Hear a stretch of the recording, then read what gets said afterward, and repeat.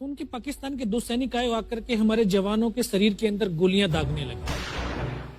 तो मैं बेहोश था, लेकिन इतना बेहोश नहीं था कि उनको सुन ना सकूं या देख ना सकूं।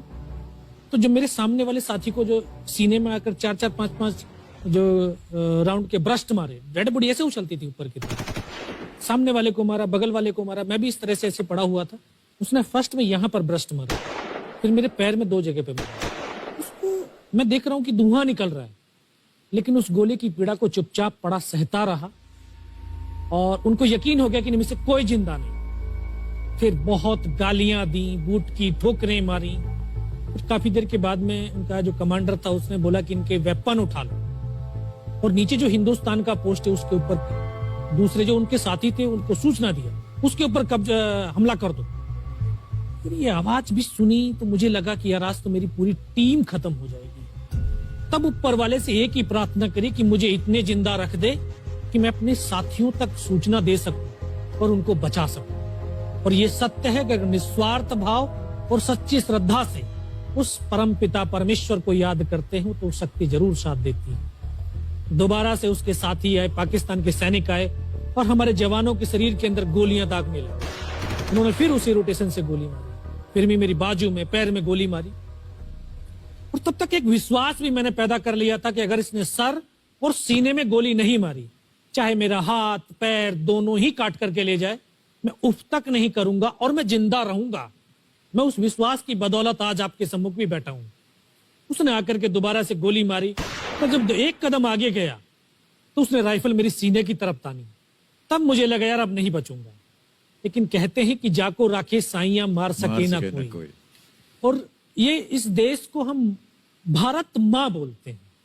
जब तो बच्चे थे एहसास नहीं था, आज पता चलता है इसको माँ क्यों बोलते हैं, क्योंकि ये भारत माँ जैसा दायित्व और कर्तव्य का निर्वाह भी करती है।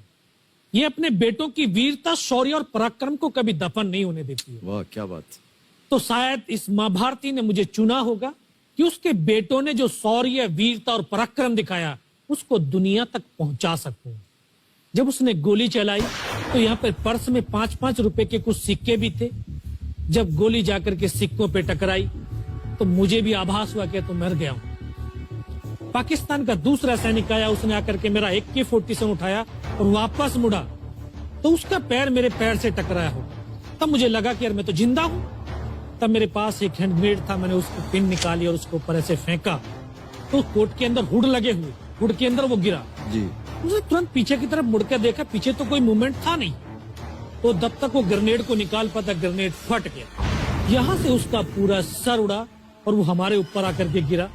जो पाकिस्तान के दूसरे सैनिक थे उनमें खलबली मची कि इनमें से कोई जिंदा है, कुछ बोले जिंदा नहीं, नीचे से रिइंफोर्समेंट आ गई है। तो उनमें खलबली मची। मेरा पास वही एक मौका था, मैंने दोनों हाथों से उसकी राइफल को उठाने की कोशिश करी, ये हाथ हिला नहीं। एक हाथ से राइफल उठाई, वहां से ब्रस्ट फायरिंग किया, 4-5 पाकिस्तानी सैनिकों को मौत की नींद सुला दी। फिर बाएं हाथ से पलटा खाया, दूसरे पत्थर से 3-4 जगह से फायरिंग किया। तो जो उनका मोमेंटम था, जो हौसले थे, परस्त हो चुके थे, वो भाग खड़े। 2-3 मीटर गया, जाके देखता हूँ सामने उनके लंगर चल रहे हैं, उनका लिविंग टेंट बना हुआ, उनके जो हैवी वेपन का डिप्लॉयमेंट था वो सब कुछ वहां पे लगा हुआ। उस समय जहन के अंदर एक ही पागलपन था, अपने साथियों को बचाना। फिर मैं वापस धीरे धीरे रेंगता हुआ अपने साथियों तक आया। फिर मुझे लगा कि इनमें से हो सकता है मेरी तरह कोई साथी होगा, जिंदा होगा। उनको देखा, किसी का सर फटा हुआ था, किसी के फेफड़े निकले हुए थे। बहुत देर बैठकर रोया भी, फिर अपने आप को संभाला। चारों तरफ बर्फ ही बर्फ, पहाड़ी पहाड़। यह भी पता नहीं कि हिंदुस्तान किधर है, पाकिस्तान किधर है। 2.5 साल की सर्विस, 19 साल की उम्र, न उम्र का तजुर्बा न सर्विस का अनुभव, जाऊं तो जाऊं कहां। तभी एक ऐसी शक्ति थी जो साथ दे रही थी। जब इसी शक्ति का आवाज हुआ, उसकी आवाज का आभास हुआ कि बेटा इस नाले से नीचे लुढ़क जा, मैं बहुत 500 मीटर लगभग नीचे रोल करता हुआ आया और अपने साथियों जो नहीं चढ़ पा रहे थे दुश्मन की भारी फायरिंग की वजह से, वहां तक पहुंचा। फिर उन्होंने मुझे पकड़ा, वो फर्स्ट एड दिया। फिर वहां से जो हमारे कमांडिंग ऑफिसर कर्नल कुशाचंद ठाकुर, फिर उनको सूचना दिया। तो ये लगभग 1:30-2 बजे का समय था। वहां से फिर कमांडिंग ऑफिसर तक मुझे ले जाया गया। फर्स्ट एड तो हुआ, लेकिन ब्लड इतना निकल चुका था कि दिखाई देना बिल्कुल बंद हो गया था। जब उनके पास पहुंचा तो